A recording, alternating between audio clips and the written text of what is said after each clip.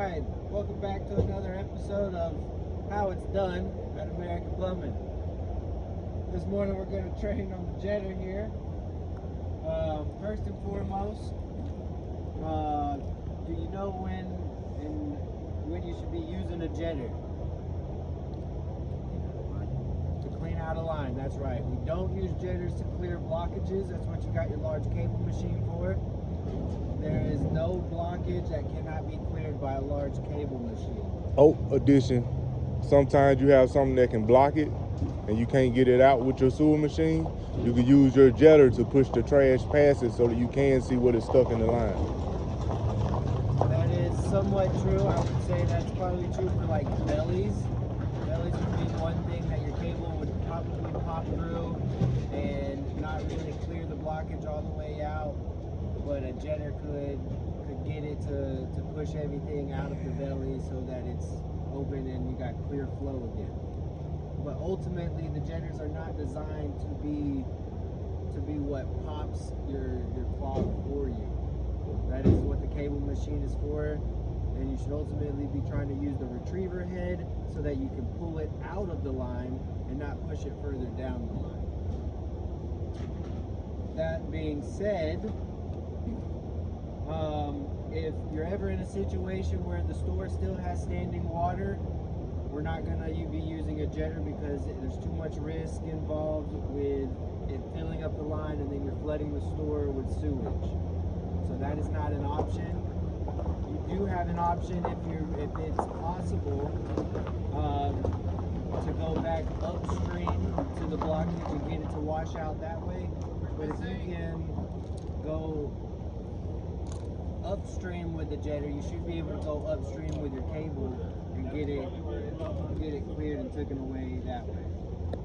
So, assuming that we have already cleared the blockage, we're going to go ahead and jump over here and talk about the first steps for the jetter and its operation. Back here, you have 3 sets of hose reels. This top reel is where you can connect to a water supply and fill up your tank. We'll run through this hose and fill up the tank for you. This bottom hose is a smaller one for smaller lines, like your 2-inch drain lines and everything. And then the big hose here is for your normal size drain lines. This will be the most common one that you actually end up using. The way it's rolled up right now is not the best. It should be rolled up a little bit nicer than what it is.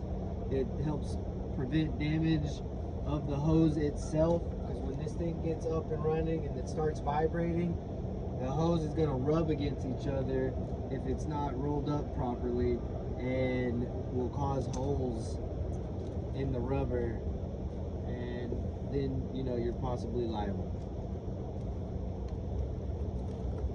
Moving over here are your 2 switches to control water flow to which hose set you're using. You also have a pressure gauge here to let you know where you're running at. Your discharge valve is right under here.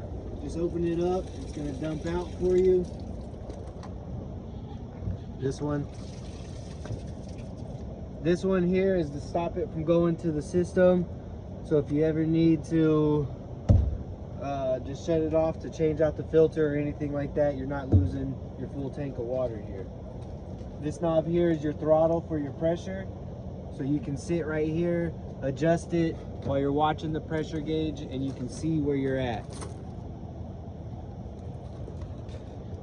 This lovely knob right here is your return to tank knob, where it will cycle the water constantly going through here.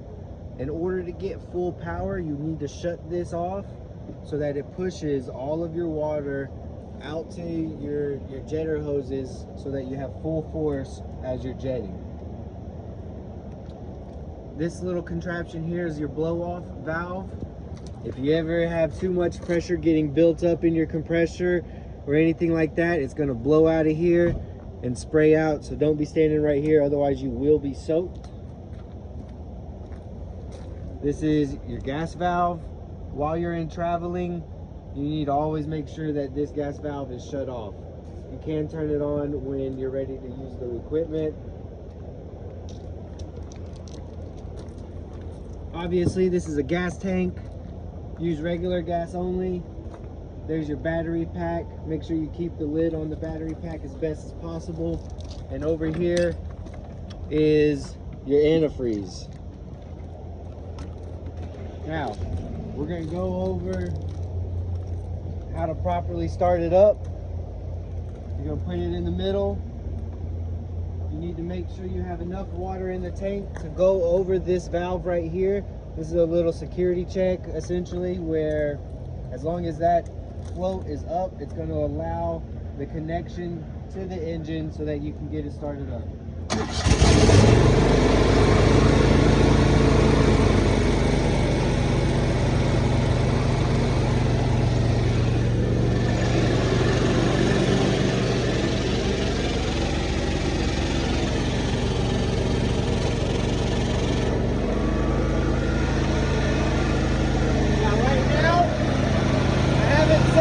Return to tank mode. You can see through the vibration, and it's just cycling the water right now.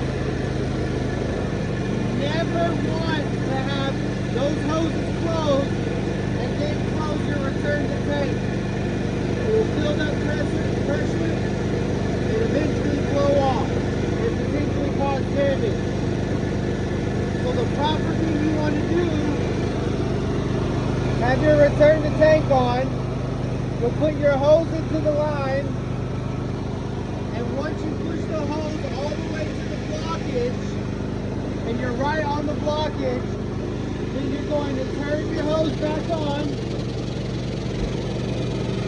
Make sure you have water flow, and then come over here and turn off your return to tank. And that's going to give you full force going out of the hose. We'll do that for both sides, and then the proper way to shut it down is you'll come over here, make sure your return to tank is back on. You'll shut your water off here.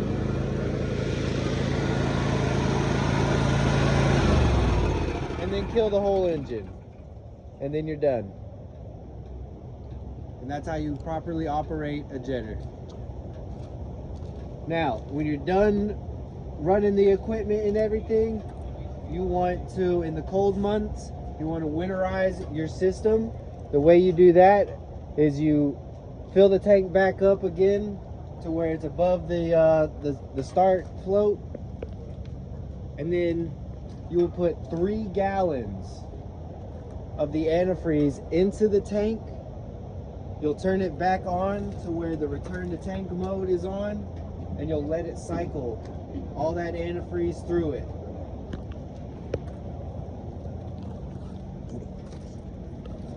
You also want to make sure that all your hoses are connected and secured properly here. Like this one is not properly connected, this would be incorrect. You can pause the video real quick.